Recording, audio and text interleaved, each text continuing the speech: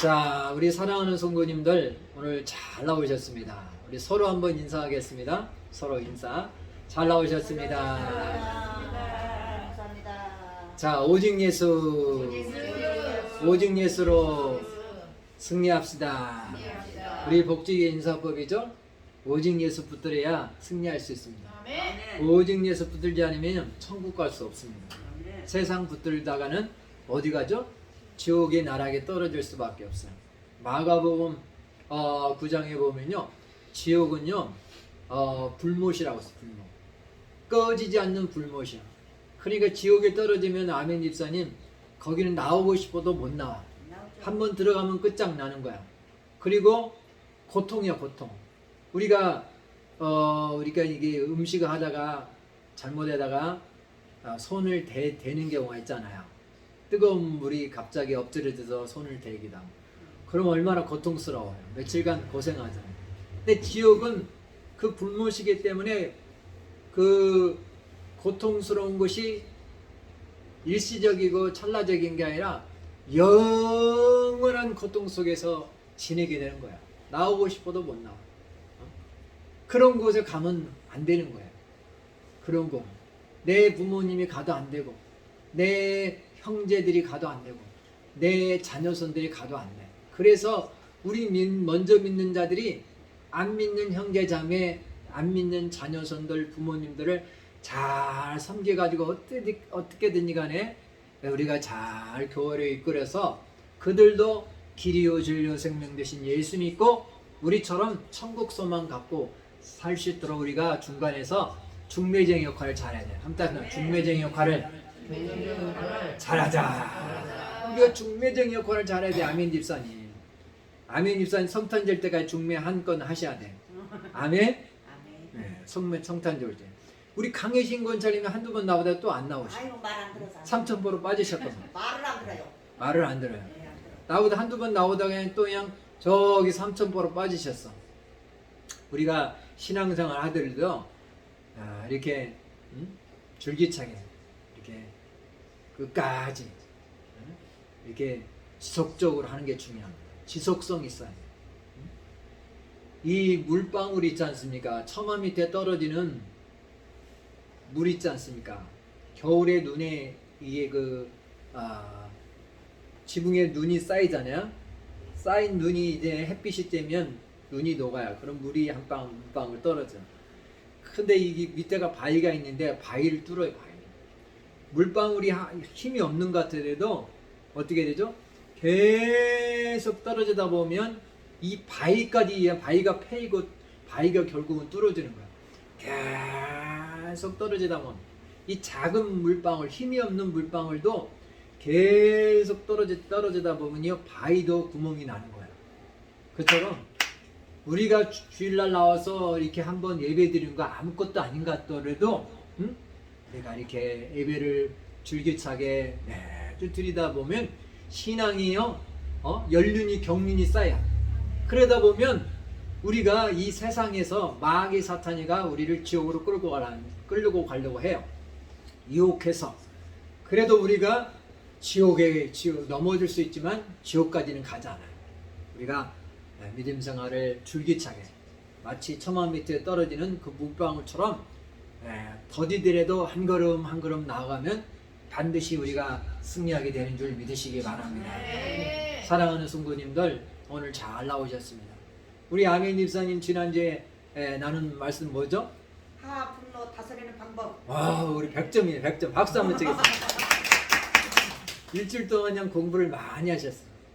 우리 아멘 집사님 공부를 이렇게 열심히 늦지막게 이렇게 공부를 열심히 하니까 제가 너무너무 기쁘기 그지없습니다. 우리가 항상 배우면서 살아야 돼. 배우는 죽을 때까지 배워야 되는 거예요. 죽을 때까지 배움을 그쳐버리면, 배움을 놓아버리면요 그 사람은 죽은 인생이나 진배 없습니다. 죽은 인생이나 똑같은 거예요. 배움을 멈춰버리면 그 사람은 죽은 사람이랑 똑같아요. 그러니까 우리는 평생 배워야 돼. 죽을 때까지 배워야 돼. 아무튼 죽을 때까지 죽을 때까지 배워야 된다. 우리 아멘 집사님 매주마다 배우는 거잖아요. 지난주에는 화를 다스리는 방법, 분노를 다스리는 방법, 분노란 것은 감정의 일종이라고 했잖아요. 우리가 희노애락의 감정이 있는 것처럼 그 희노애락 감정 말고 또 여러 감정들이 있습니다. 우리가 알지 못하는 엄청난 감정들이 인간의 마음에는 엄청난 감정들이 있어. 미묘한 감정들이 있어. 항상 매일매일 감정들이 이렇게 변화무쌍하게 일어납니다.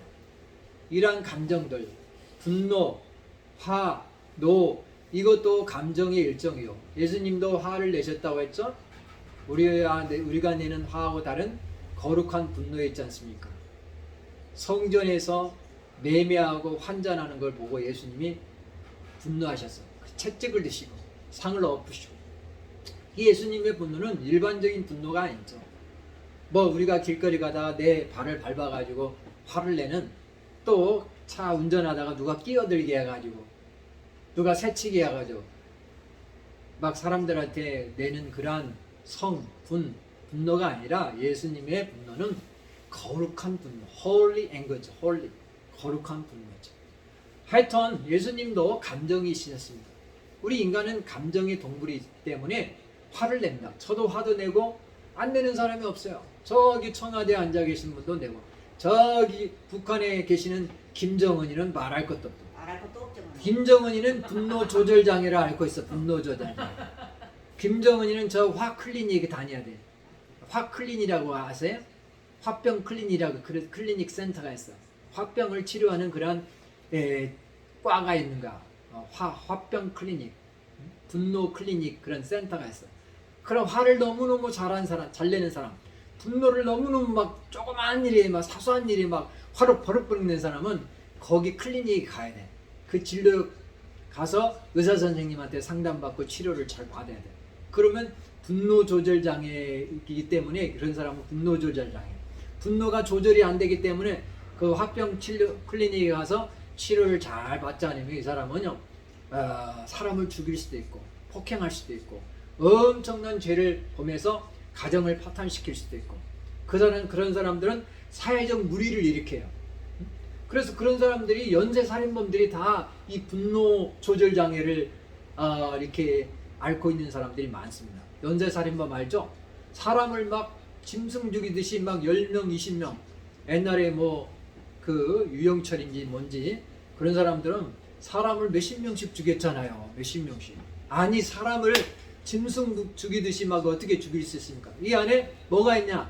분노가 있는 거야. 분노가. 어렸을 때 부모 사랑을 제대로 받지 못해가지고 사랑받지 못한 거에 대해서 막 분노가 있는 거야. 분노를 사람들에게 폭발시켜가지고 사람을 죽이는 거야. 가인도 그랬잖아요. 가인이 하나님께 가인과 아벨이 예배를 드렸는데 제사를 드렸는데, 동생의 제사는 하나님이 흠양하시고 자기 제사는 안 받으니까, 그러니까 하나님 앞에 열받아가지고 그냥 동생을 들로 이렇게 불러내가지고 쳐서 죽였잖아. 인류 최초의 살인자가 누가 됐다고? 가인이 분노를 조절하지 못한 거야. 화를 조절하지 못함으로 결국은 살인죄를 범하고 말았습니다. 사랑하는 성도님들, 분노라는 것은 자연스러운 거예요. 자연스러운 거. 오늘 아멘 집사님 집에 가다가 그냥 넘어지면 또 화가 날 수 있어. 왜 이 양이 돌이 양 내 앞에 있어가지고 넘어지게 하냐. 그럴 수도 있죠. 우리 아멘 집사님 지난주에 배우셨네. 그럴 수도 있지. 그럴 수도 있지. 상대가 인사 안 했다고 하는 사람이 있어. 상대가. 저 사람이 길거리 가다가 아는 사람인데 그냥 인사 안 한 거야. 그분이 그냥 어떤 것에 정신이 그냥 집중하다 보면 인사를 못 하는 경우가 있어요, 없어요? 못 하는 경우가 있는 거야. 응? 어젯밤에 그냥 집안에 무슨 안 좋은 일이 있어. 부모님 돌아가셨어. 그러면 부모님 돌아가셨으니까 정신이 제정신이에요? 아니 제정신 아니에요? 제정신이 아니잖아요. 부모님 돌아가서. 그래서 길거리 가다가 저 사람이 분명히 아는 사람인데, 이웃인데 내가 가다가 인사도 안 해. 저 사람 그냥 왜 나를 무시하나, 인사 안 하는 거에 대해서 무시하냐 하면서 괜히 화가 치밀어 올 수 있는 거야. 나를 이렇게 그냥 무시할 수 있냐, 괄시할 수 있냐. 그렇게 그냥 분노의 감정이 일어날 수 있는 거야. 근데 너그러운 마음을 가지고 그럴 수도 있지. 저 사람이 참 바빠서 인사하지 못했나 보다. 집안에 무슨 사정이 있어서 그러나 보다. 그렇게 하고 그냥 넘기면 되는 거야. 아무튼 나 그럴 수도 있지. 그럴 수도 있지. 그럴 수도 있지 하고 너 여유로운 마음을 가지고 그냥 넘기면 되는 거야. 어두운 사람은요, 얘 교회 주보 있잖아요. 주보. 우리 교회 주보도 있는데, 교회 주보에 우리 성도님들이 뭐 이렇게 저희가 액수는 밝히지 않지만 뭐 헌금한 거에 대해서 이름을 이렇게 기록합니다. 어떤 교회는 뭐 이름도 넣지 않고 하는데, 이름을 하는데, 어떤 성도님들은 뭐 자기 이름이 감사헌금이 빠졌다고 막 목사님한테 와가지고 막 따져요. 목사님 왜 제 이름은 빠뜨리냐고. 아, 목사님이 그냥 빠뜨리시고 싶어서 빠뜨리겠습니까? 어떻게 하다 보면 실수해서 빠뜨리는 거 있잖아요. 그냥 그럴 수도 있지 하고 목사님이 그냥 바쁘다가 하다 보니까 빠뜨렸나 보다. 감사헌금 뭐 구제연금 또 1천 먼저 빠뜨렸나 보다. 그냥 넘기면 되는 거야. 넘기면. 아무튼 그럴 수도 있지. 그렇게 넘기면 되는 거. 여유로운 마음을 가지고 그럴 수도 있지 하고 넘기면 돼요. 그거 가지고 시시콜콜이 막 따지고 그냥 주보 들고 가지고 목사님 지난주에 제가 감사헌금 했는데 1,000번 했는데 그냥 주보에 빠졌냐고 막 따지면 서로 목사하고 성도하고 관계만 불편해집니다. 목사님도 실수할 수 있지. 예? 그럴 수도 있죠. 너그러운 마음을 넘길 때 우리가 이 분노를 잘 화를 조절할 수 있는 줄 믿으시기 바랍니다. 그래서 제가 지난주에 화를 조절하는 방법 몇 가지를 말씀드렸잖아요. 첫 번째가 그럴 수도 있지 하고 하면 되는 거야. 그럴 수도. 나에게 화를 일으킨 사람, 분노를 일으킨 사람에 대해서 여유로운 마음을 가지고 그럴 수도 있지. 길거리 가다가 누가 내 발을 밟아서 내 신발에 완전히 지저분해졌어. 또 우리가 전철에서 막 이렇게 발을 밟았어. 그러면 전철에 사람들이 많다 보니까 상대가 일부러 밟았겠어. 내 발을 그냥 밀려서 차가 가다가 스톱하면 어떻게 되죠? 앞으로 이게 갑니다. 관성의 법칙에서 앞으로 밀려가고, 또 좌회전으로 차가 확 틀으면 원심력에 의해서 이렇게 좌측으로 또 쏠리고 그래요.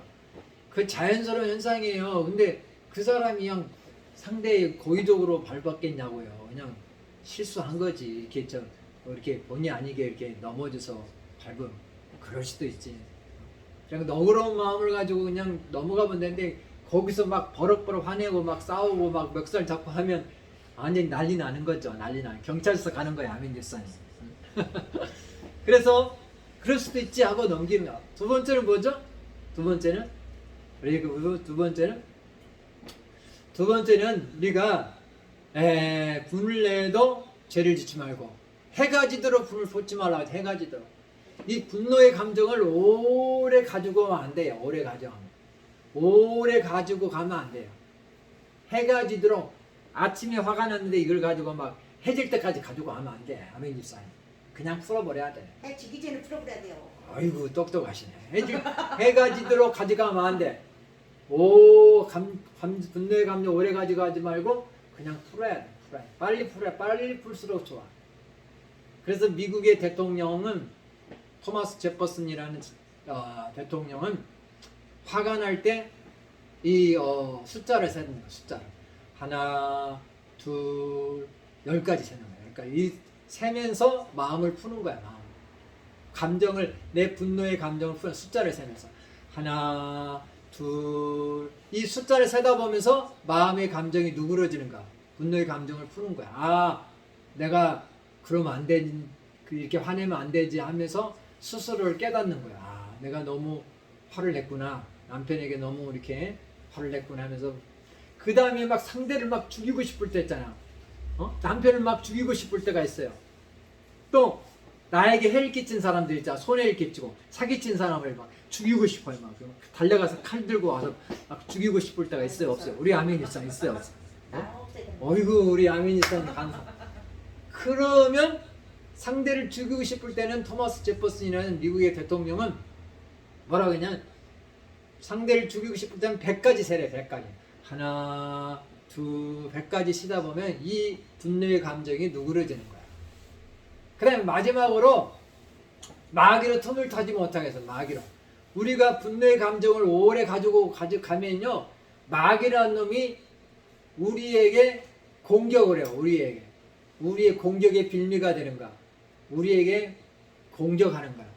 그래서 우리 마음을 잘 지키는 게 중요한 거야. 우리의 감정을 잘 조절하는 게 중요해요. 그러지 못하면요, 마귀가 와서 공격을 해요. 마귀가 와서 충동돼. 너 칼 들고 와서 저 사람 죽여. 자꾸 마귀가요 와가지고 속삭인다. 우리에게 와가지고 분노의 감정일 때 그게 마귀야 공격할 수 있는 기회를 주는 거예요. 이해가 되시면 아멘. 그래서 분노의 감정을 빨리 풀어야 돼. 풀지 못하고 오래 가지고 가면요, 이게 마귀 와서 나를 점령해서 집을 짓는 거야. 그래서 마귀의 컨트롤을 받아요. 그러다 보면 상대를 죽일 수도 있고 상대의 폭행을 가할 수도 있고 그러는 거예요. 가인처럼 막 동생을 죽일 수도 있는 거예요. 그래서 마귀로 틈을 타지 못하게, 마귀로에게 기회를 주지 말라는 거예요. 마귀가 하는 일이 뭐예요? 요한복음 10장 10절, 도적이 이런 것은 도적질하고 죽이고 멸망. 우리의 영혼을 도적질하고 죽이고 멸망시키는 거예요. 그래서 마귀가 우리 영혼을 결국은 사망으로 이끌고 가니까 우리가 마귀에게 나를 공격할 수 있는 기회를 주면 안 돼요. 그래서 우리의 감정을 잘 추스리고 우리의 감정을 잘, 잠언 4장 23절에 보니까 무릇 지킬 만한 것보다 더욱 내 마음을 지키라. 생명의 근원이 이에서 남이라. 아멘. 우리의 마음 관리를 잘 하시길 간절히 바랍니다. 우리가 돈 관리는 철두철미하게 잘하잖아요. 돈 관리는 우리 아멘지참 철두철미하게 잘하면서 감정 관리, 마음 관리는 못하면 안 돼. 돈 관리보다 더 중요한 거예요. 우리의 감정 관리, 우리의 마음 관리예요. 아무튼 돈 관리보다 더 중요한 것은 마음 관리, 감정 관리다. 진짜예요, 진짜. 돈은요, 잃어버렸다가도 또 돈은 없다가도 있고 있다가도 없고 그런 거예요. 그러나 이 감정 관리, 마음 관리 못하면요, 감옥에 갈 수 있어요. 폭행해가지고. 이 감정 관리가 안 되면 상대를 폭행하잖아요. 폭행하면 어디 가죠? 깜빵 가는 거예요. 깜빵. 이 폭행이면 이빨이 몇 개 나가, 옥수수가 몇 개 나가. 그러면 깜빵 가요. 돈 없으면 그냥 감옥살이 해야 돼. 심지어는 때렸는데 잘못하다가 그냥 죽는 경우에 급소를 맞으면 죽어요. 죽어. 가인이 동생을 쳤잖아요. 돌로 쳤는지 주먹으로 쳤는지 모르지만 동생 아벨이가 죽었잖아요. 살인죄를 범하고 폭행죄를 범하는 거예요. 그래서 감정 관리, 우리가 이 마음 관리 못하면요, 돈 관리보다 감정 관리가, 마음 관리가 더 중요한 거야. 더 중요한 거야. 우리가 마음 관리, 감정 관리 잘해야 될 줄 믿습니다. 자, 오늘은 야고보서 1장 5절에서 8절, 9절, 10절 해가지고 지혜 충만을 구하라. 한번 따집니다. 지혜 충만을 구하라. 오늘 지혜에 대해서 말씀을 나누도록 하겠습니다. 우리가 살아가는데 꼭 필요한 거 뭐냐면 지혜입니다. 지혜.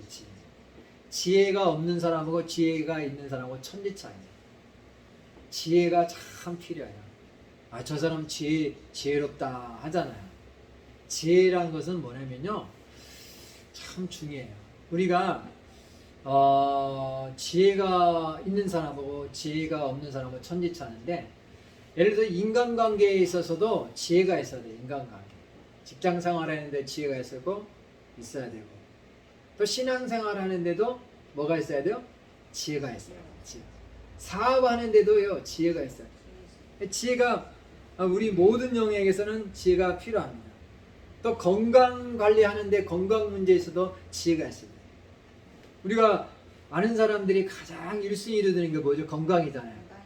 근데 건강 문제를 귀하게 여기는데 1순위를 두는데, 건강 관리에도 지혜가 없으면요, 안 돼요. 지혜. 그 다음에 또 뭐가 있을까요? 자녀 교육하는데 지혜가 있어요. 자녀 교육. 무조건 그냥 스카이 대학만 고집하면요, 자녀를 망치는 거예요. 자녀를 망치는 거예요. 그래서 자녀 교육에 대한 지혜가 있어야 되고, 건강 문제, 그 다음 신앙생활, 그 다음에 경제적인 문제에 대해서도 지혜가 있어요. 직장 문제, 사업 문제, 이성교제의 문제에 대해서도 지혜가 있어요. 여러 영역에서 지혜가 없으면요 인생의 실패자가 되는 거예요. 지혜를 구해야 돼. 지혜. 그래서 초대교회 성도들은요 사도행전 6장 3절에 보니까 사도들이 이렇게 교회에서 집사를 임명하는데 그 자격 중에 뭐냐면요 성령 충만과 지혜 충만이 나와요. 대표적인 게 성령 충만, 지혜 충만. 그래서 성령 충만하고 지혜 충만 요게요 집사의 대표적인 자격. 그 외에도 뭐 은혜 충만, 믿음 충만, 권능 충만이 있는데 그 지혜 충만, 성령 충만 매일 이게 아주 중요한 거예요. 지혜 충만. 그래서 7 집사들이 뭐가 충만했냐? 성령 충만, 지혜 충만했어요. 그건 오늘 말씀해 드리면 지혜 충만. 초대교회 성도들이 아주 지혜가 충만했어요. 저는 오늘 우리 성도님들이 다 지혜가 충만하기를 간절히 바랍니다. 이 지혜가 있으면요 인생의 승리자가 되는 거예요. 근데 지혜의 반대가 어리석음이잖아. 어리석은 자는 인생의 실패자가 되는 거예요. 어리석은 자는요 오늘 교회 나오나요 안 나오나요? 우리 장영일 일사님 교회 안 나옵니다. 교회 가서 예배 1시간 드리는 거 낭비 허비라고 생각합니다. 거기 가서 뭐 예배 1시간 드리라고 너 인생이 달라지는 게 뭐가 있니? 그 허비 낭비로 아깝게 생각합니다. 그러나 지혜로운 사람은 하나님 앞에 예배 드리는 거 이거 아깝게 생각지 않습니다. 사랑하는 성도님들 뭐가 지혜입니까? 오늘 집에서 TV 보는 사람이 지혜롭습니까? 아니면 교회 나서 하나님 앞에 기도하고 예배하고 감사하고 찬양 올려드리는 사람이 누가 지혜롭습니까? 성경은 예배 드리는 자가 지혜롭다 이렇게 말씀하고 있습니다. 그래서 오늘 성도님들이 지혜 충만을 오늘 구하라 이런 제목으로 말씀을 나누는데 그럼 첫 번째로요 우리가 지혜란 건 뭐냐면요 지혜가 뭐냐면요 지혜는 지식하고 달라요. 아멘 이사님 우리가 배움을 통해서 교육을 통해서 지식을 얻을 수 있어요. 지식이라는 어떤 사물에 대한 정보를 얻는 것이 지식이에요. 지식. 그래서 신문을 본다든가 아니면 학교에 가서 우리가 공부를 해요. 그래서 초등학교 그 다음에 중학교, 고등학교, 대학교 이 학교 과정을 교육 과정을 밟아서 얻는 게 뭐예요? 지식을 나리지를 얻어요. 그래서 부모들이 자녀들을 다 학교에 보낸 이유가 그 학교 교육을 통해서 지식을 습득하기 위해서 그런 거예요. 지식. 사물에 대한 정보를 얻는 거예요. 정보를 얻는 거. 근데 이 사물에 대한 정보는요. 구태 학교 안 가도요. 내가 집에서 그냥 신문을 보든지 책을 봐서도 충분히 얻는 거예요. 그래서 홈스쿨링이라는 게 있잖아. 홈스쿨링. 홈스쿨링이 뭔지 아세요? 아멘 집사님? 학교 안 보내고 부모가 자녀를 집에서 그냥 부모가 기르는 거야. 홈스쿨링. 집에서 스쿨링 하는 거야. 스쿨링. 하여튼 지식이란 것은 사물에 대한 정보고 지혜가 뭐냐? 지혜란 것은 문제를 해결할 수 있는 능력이에요. 어떤 문제를 해결할 수 있는 한때는 지혜란 어떤 문제를 어떤 상황을 해결할 수 있는 능력이다. ability. 어떤 문제, 어떤 상황을 해결할 수 있는 능력이에요. 능력. 저희가 이 사랑 더하기 센터를 운영하잖아요. 가만히 보면 우리 요양사님들을 이렇게 이제 어르신 가정에 이렇게 보냅니다. 근데요, 지혜롭지 못한 그 요양사님은요, 초짜들이 요양사 이제 경험이 별로 없는 분들은요, 대처 능력이 없어. 그 어르신의 상황에 맞게 대처할 수 있는 능력이 떨어져요. 그래가지고 자꾸 저희 아내한테 전화 와요. 저기 센터장님, 복지사님 이거 어떻게 해야 됩니까? 자꾸 그냥 시시콜콜하게 그냥 전화를 하는 거예요. 시시콜콜하게. 그러니까 그 어르신을 케어하면서 이 어르신의 어떤 상황에 맞는 어떤 문제가 생기면 대처할 수 있는 능력이 어빌리티가 없는 거야. 경험이 없다는 거죠. 한마디로 지혜가 없는 거야. 삶의 지혜가 없는 거야. 그러니까 자꾸 전에 근데 경험이 많은 분들은요 대처를 잘해. 어르신을 요리를 잘해. 한마디로 어르신을 맞게 이렇게 맞춤 서비를 잘해. 근데 이 초짜들 처음 하시는 분들은 대처 능력이 떨어져요. 그래서 지혜란 거 뭐냐면요, 어떤 상황을 대처할 수 있는 능력입니다. 어떤 문제를 해결할 수 있는 능력이다. 한번 어떤 문제를 해결할 수 있는 능력이다. 그래, 지혜가 충만한 사람은요, 살아가면서 우리가 여러 가지 문제를 맞닥뜨리잖아요. 그런데 그 문제를 잘 해결할 수 있는 능력이 있는 겁니다. 근데 지혜가 없는 사람은요, 어떻게 해야 될지 몰라. 인생의 방황이 시작합니다. 직장 문제가 닥쳤을 때, 사업의 문제가, 인간관계 문제가 닥쳤을 때, 거기서 도무지 어떻게 해야 될지 모르는 거예요. 그래서 지혜를 구해야 되지. 하나님, 저에게 지혜를 주세요 라고 구해야 돼요. 하나님, 저에게 지혜 주세요. 매일매일 지혜를 구하는 분 한번 손들어 보세요. 한 분도 없네, 한 분도.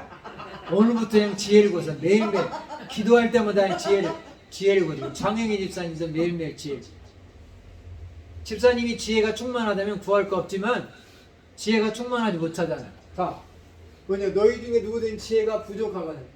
부족이라는 것은 충만하지 못하다는 거예요. 그쵸? 영어로 렉이 부족하다는 거죠. 충만이라는 건 찼다는 거예요. 물에 가득 차 컵에. 지혜가 부족하다는 충만은 차다, 영어로 풀인데, 지혜가 부족하다는 것은 삶의 대처 능력이 떨어진다는 거예요.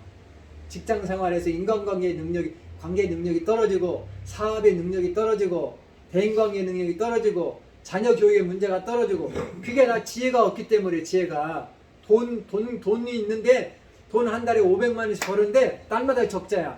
그게 바로 돈 관리에 지혜가 없기 때문이에요. 돈 관리에. 아멘 지사님 아세요? 한 달에 500만 원씩 벌어. 적게 벌어요? 많이 벌어? 많이 벌죠. 우리 아멘 지사님 500만 원 내년 한 달에 500만 원 벌쩌다. 근데 500만 원 벌으면 뭐해? 600만 원 쓰는데. 그럼 100만 원 적자잖아요. 차라리 100만 원 벌고 50만 원 저축하고 50만 원 생활하는 사람, 그 사람이 더 낫죠. 500만 원 버는데도 그냥 600만 원 써. 흐지부지한 흥청망청 써. 그 사람은 돈 관리에 대한 지혜가 없기 때문에 항상 마이너스. 저는 우리 복지계 성도님들이 마이너스 인생이 아니라 플러스 인생이 되기를 간절히 바랍니다. 플러스 인생이 되려면 지혜가 있어야 돼. 지혜를 구해야 돼. 지혜가 부족하거든 모든 사람의 후히 주시고 꾸짖지 아니하실 하나님은요, 풍성하신 분이에요. 모든 사람의 후히 주시고 꾸짖지 아니하실 하나님께 구하라. 그리하면 어떻게 하나? 주시리라. 하나님께 구하면, 하나님께 기도하면 주신대요. 지혜가 뭐라고요? 어떤 능력을, 어떤 상황을 해결할 수 있는 능력이잖아요. 능력. 해결할 수 있는 능력. 지혜의 지혜. 그래서 지혜를 구해야 돼. 자, 그래서 지혜 충만의 비결이 있는데, 제가 3가지로만 정리하고 마치겠습니다. 한번 지혜 충만의 비결. 성경에 다 있어요. 성경에 답이 있는데, 제가 그걸 요약을 한 서머리를 한 겁니다. 자, 지혜 충만을 구하라. 저는 우리 성도님들이 다 지혜 충만해서 삶을 살면서 여러 가지 문제가 맞닥뜨릴 때마다 그거를 잘 해결하기를 간절히 바랍니다. 지혜가 없는 사람, 지혜가 부족한 사람은요, 도무지 어떻게 해야 될지를 몰라. 그러다 보면 삶이 방황하고 유리하는 거야. 근데 하나님 앞에 지혜를 구하면요, 하나님이 지혜 주셔서 그 문제를 하나하나, 얽히고 설킨 문제를 하나하나 잘 해결할 수 있습니다. 아멘. 자, 지혜 충만의 비결 첫 번째는요, 오늘 본문에 나와요. 자, 하나님께 구하라. 하나님께 기도하라는 거예요. 기도하라. 하나님께 하나님께 구하라. 그러면 하나님이 지혜를 주시는 거예요. 초대교회 성도들은요, 7 집사들이 다, 스데반 집사님도 다 빌립 집사도 다 지혜가 충만했어요. 오늘 우리 김정열 집사님, 장영희 집사님, 우리 김찬 집사님, 우리 복지교회 집사님들은 다 지혜가 충만할지어다.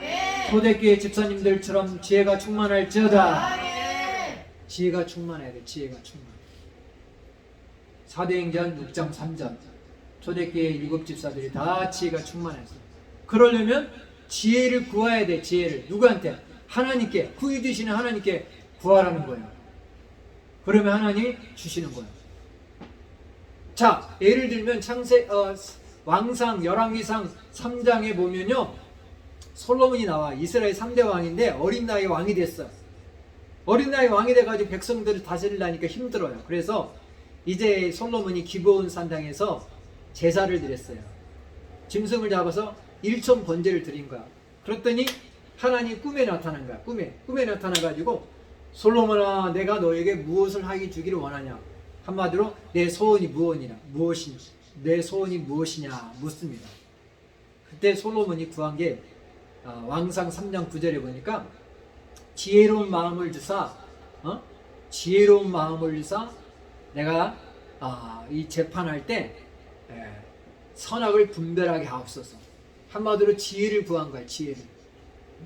왕은요 그 당시 재판을 했습니다. 재판해가지고 선악을 분별했습니다.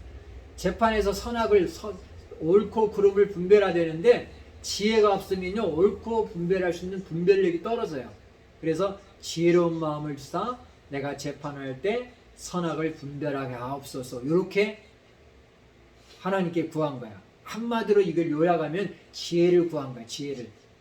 지혜를 구했는데 하나님 마음이 쏙 들은 거야. 솔로몬이 수도 구하지 않고, 그 다음에 부도 구하지 않고, 원수에 대한 보복도 구하지 않았어요. 수라는 것은 목숨이죠.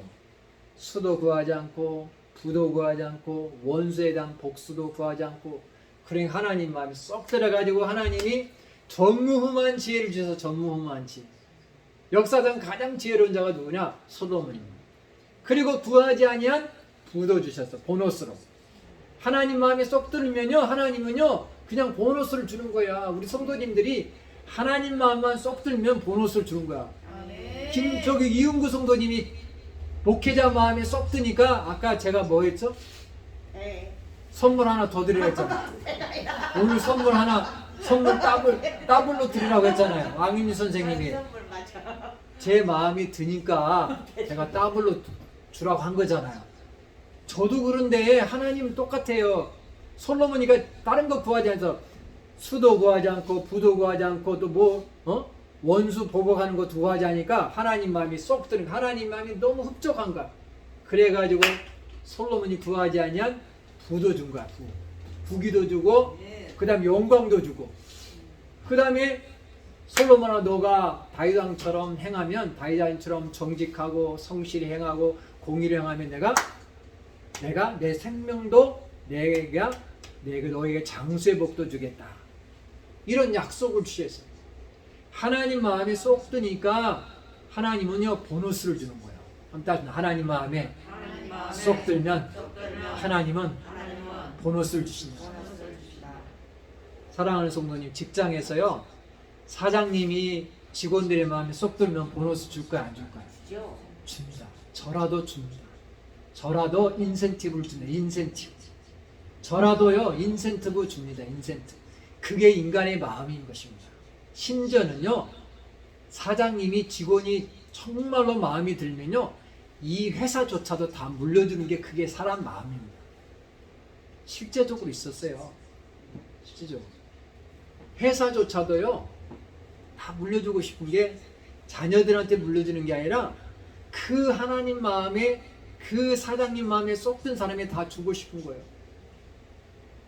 자, 하나님 마음에 쏙 드니까 솔로몬에게 그냥 전무후무한 지혜를 주시고, 구하지 아니한 부도 주시고, 또 영광도 주시고, 장수의 복도 주시고, 막 그런 거예요. 그 내용이 열왕기상 3장에 쫙 나와 있어요. 그래서 우리가 지혜 충만의 비결은요 하나님께 구하는 거예요. 두 번째는요, 자 넘어가겠습니다. 두 번째는 하나님을 경외하는 거예요. 여기 있죠? 여호와를 경외하는 게 지혜의 근본, 뿌리라는 거예요. 지혜의 시작이라는 거예요. 자, 우리가 하나님을 경외하면요 하나님이 지혜를 주세요. 그래서 하나님에 대한 경외심을 가지고 살아야 돼요. 하나님에 대한 경외심이 중요해요. 여호와를 경외하는 지혜의 근본이요 거룩하신 자. 하나님을 아는 것이 명철이냐. 이 명철도 내나 지혜와 인사의 통찰력, 분별력, 지혜죠. 그래서 하나님을 경외할 때 하나님은 그 사람에게 지혜를 쏟아 부어주시는 줄 믿으시기 바랍니다. 하나님에 대한 하나님을 경외하는 건 뭐냐? 다시 풀어 설명하면요, 늘 하나님을 의식하며 사는 거예요. 교회에만 하나님을 의식하잖아요. 근데 교회 문만 나가면 하나님이 없어. 그런 사람은 하나님을 의식하지 않는 거예요. 경외심이 없어. 교회 와서는 거룩한 척, 하나님 잘 믿는 척, 예배 드리는 척, 찬양하는 척, 말씀 보는 척 했는데 교회 문만 나가면요, 세상 사람들 안 믿는 사람하고 똑같아. 그거는요, 하나님에 대한 경외심이 있을까 없을까? 아멘. 없는 거예요.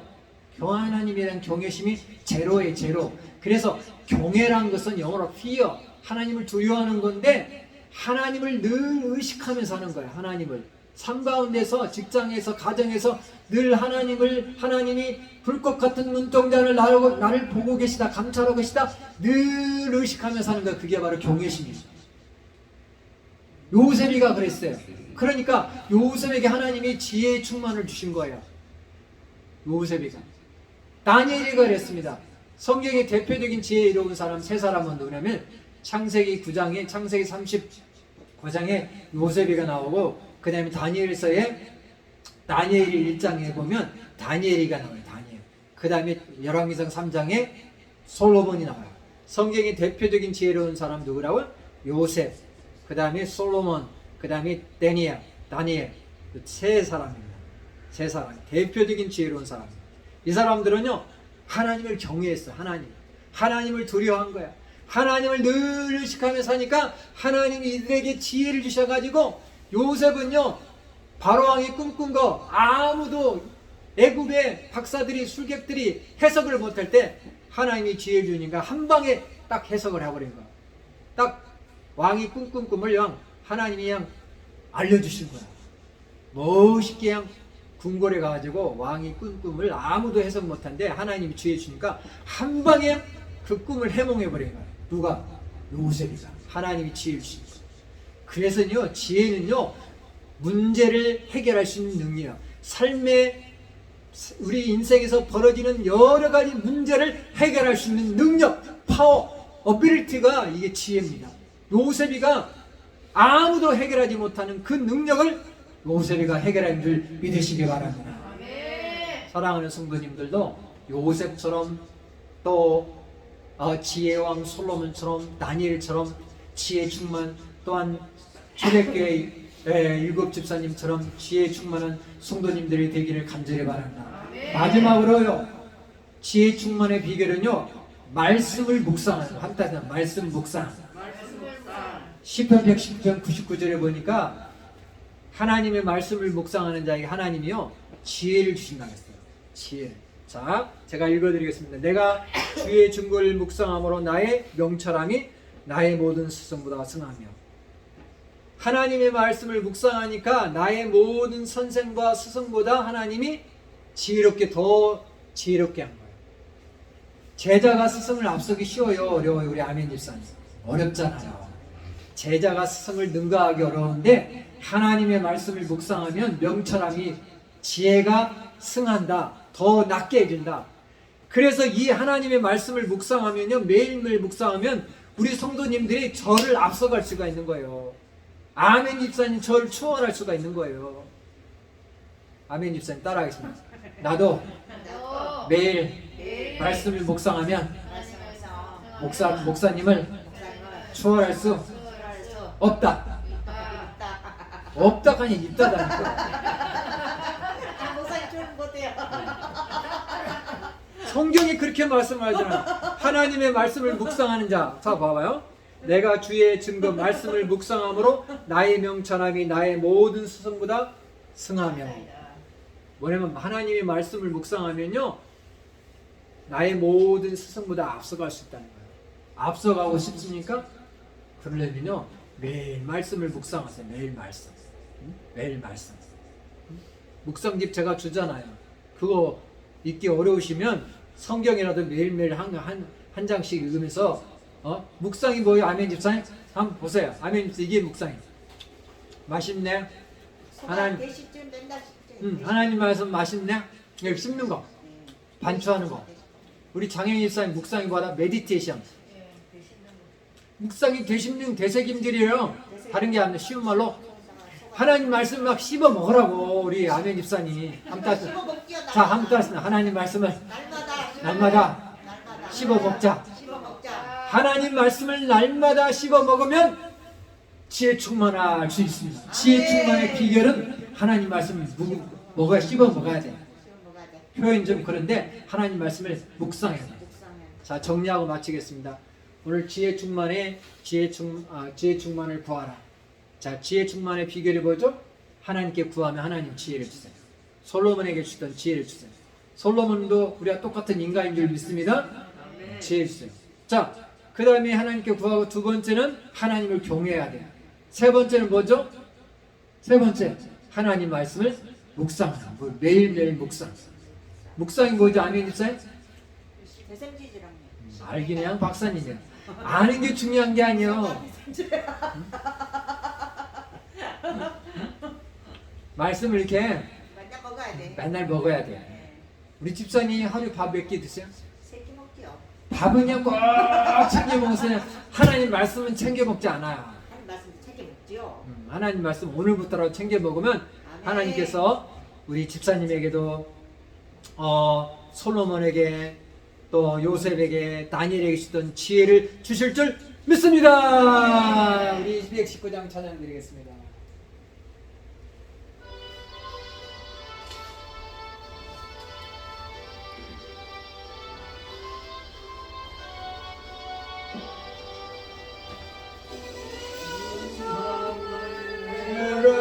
들으니 사랑하는 아릴세 믿는 마음으로 쉽게 가오니 나를 영접하소서. 내가 내일 십자가 앞에 더 가까이 가오니 구세주의 열린 고백 피어서 나를 정케 하소서. 기도하겠습니다. 하나님 감사합니다. 우리 사랑하는 성도님들 오늘 이렇게 주의를 성수하시도록 도와주시니 참으로 감사합니다. 하나님 아버지 오늘 지혜 충만을 구하라 이런 제목으로 말씀을 나눴습니다. 지혜 충만의 비결은 하나님께 구하고 또한 하나님을 경외하고 또한 아버지 하나님 주여 아버지 하나님의 말씀을 묵상하는 것인 줄 믿습니다. 매일 하나님께 지혜를 구하고 하나님을 경외하며 하나님의 말씀을 묵상함으로 아버지 하나님 요셉처럼 솔로몬처럼 다니엘처럼 지혜 충만한 삶을 살게 도와 주시옵소서. 지혜는 문제를 해결할 수 있는 능력인 줄 믿습니다. 삶 가운데 여러 가지 문제가 있지만 지혜 충만함으로 우리 성도님들의 여러 가지 문제를 잘 해결하시도록 우리 하나님 도와 주시옵소서. 오늘도 귀한 예물 드렸습니다. 형편 따라 드렸습니다. 믿음으로 드렸습니다. 하나님 받으시고 축사하사 우리 성도님들이 이 땅에 사는 동안 물질적으로 어려움 당하지 않도록 하나님께서 때를 따라 필요한 것들을 채우시고 공급하여 주시옵소서. 지금은 십자가에서 피화물을 쏟으신 예수 그리스도의 사랑과 하나님의 무한하신 은혜와 보혜사 성령님의 함께하심이 지금부터 영원토록 함께하기를 간절히 축원하옵나이다. 아멘.